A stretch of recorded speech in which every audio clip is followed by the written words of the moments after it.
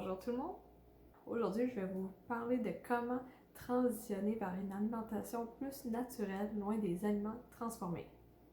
Au début, on ne peut pas faire la transition à la perfection. On va tous avoir un cheminement différent. Il faut être conscient de ça. Certains aliments vont être plus faciles à enlever que d'autres. Fais-le à ton rythme. C'est ça qui va faire que ça va être durable à long terme. Parce qu'il faut aussi changer notre mentalité, notre façon de voir l'alimentation.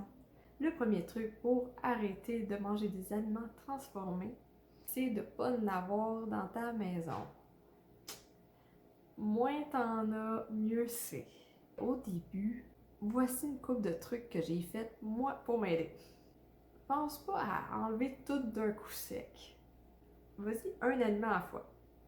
Je me suis dit, bon, c'est quoi que je suis capable de diminuer? Les pâtes. Qu'est-ce que j'ai rajouté à la place de manger des pâtes, de la viande et des légumes? Si j'ai encore faim à la fin, je me resserre de la viande et des légumes. Quand tu vas à l'épicerie, magasine en premier autour des allées, pas dedans.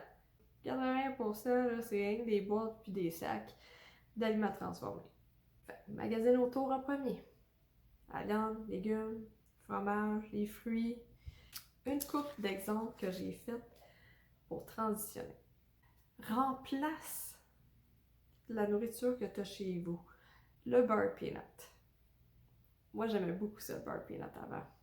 Au lieu de prendre le beurre peanut commercial comme on le connaît, je me suis alignée vers un beurre peanut plus naturel.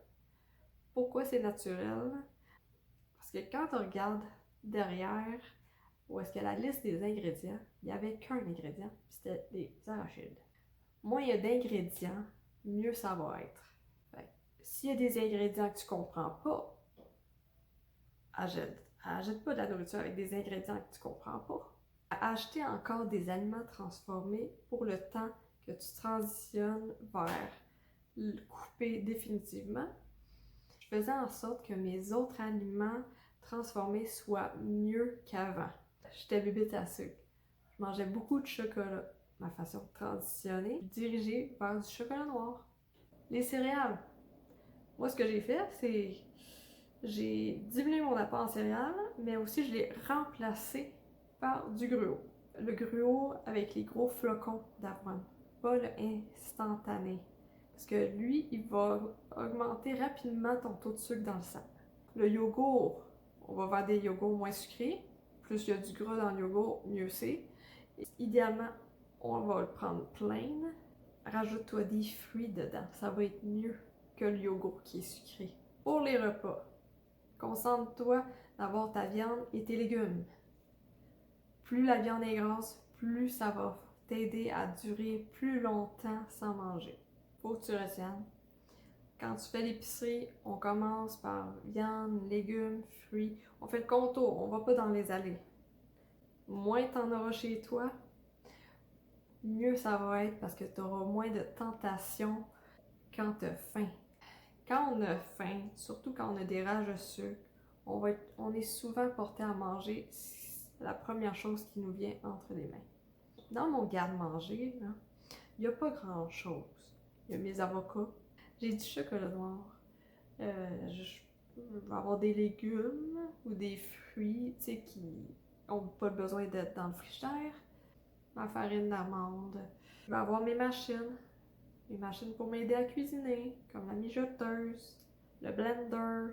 C'est mes outils culinaires que je vais retrouver là. Ma nourriture va être principalement dans mon frigidaire et mon congélateur. Quelque chose d'autre que je tiens à vous parler. L'expression « j'en mange de temps en temps ». C'est un piège de dire ça. J'en mange de temps en temps. C'est une excuse.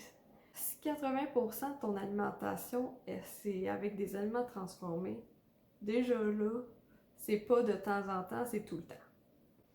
Imagine si tu fais des petits X dans ton calendrier à chaque fois, peu importe l'aliment, là, à chaque fois que tu dis « je mange ça de temps en temps ».